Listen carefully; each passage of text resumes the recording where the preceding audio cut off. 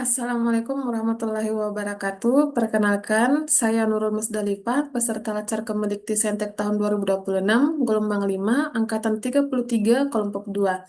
Di sini saya akan menyampaikan sedikit pengetahuan saya terkait bagaimana cara mengimplementasikan Korval WSN berakhlak di bumi anima.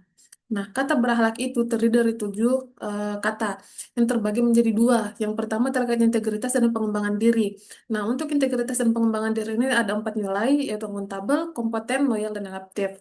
Terus yang kedua ada dedikasi dan sinergi sosial, yang terdiri dari 3 nilai, yaitu berorientasi pelayanan, harmonis, dan kolaboratif. Selanjutnya kita akan membahas satu persatu contohnya apa saja yang bisa kita lakukan. Yang pertama terkait dosen yang berorientasi pelayanan. Kata berorientasi pelayanan artinya kita memberikan pelayanan prima, pelayanan yang baik terhadap orang lain, masyarakat maupun mahasiswa.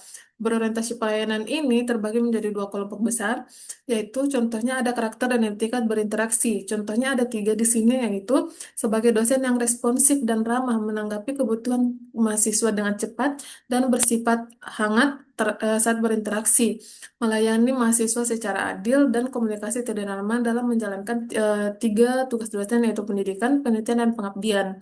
Terus yang kedua ada profesionalisme dan inovasi, menyampaikan informasi secara akurat dan menyelesaikan tanggung jawab sesuai dengan tenggat waktunya. Terus berkreasi, menciptakan metode pembelajaran yang lebih baik dibanding sebelumnya dan terbuka terhadap evaluasi, menerima setiap kritik dan saran yang bersifat membangun.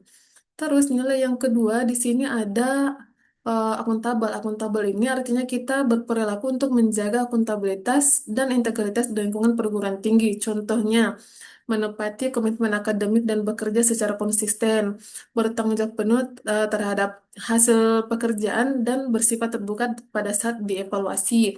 Terus yang ketiga, mengutamakan kepentingan mahasiswa dan institusi dibandingkan kepentingan pribadi.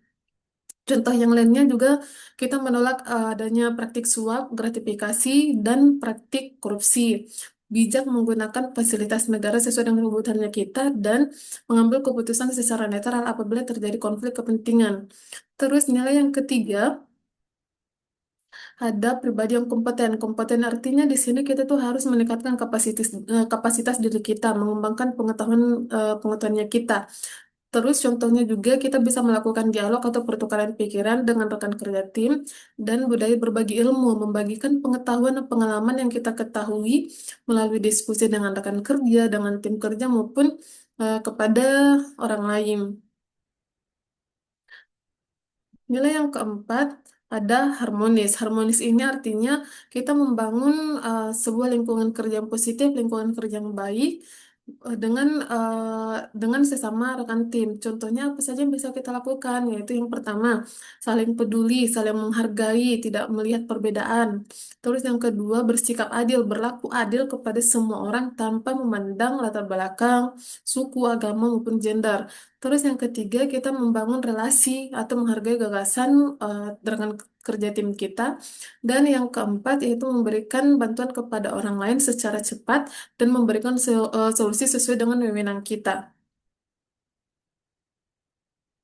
Terus yang kelima ada nilai loyal.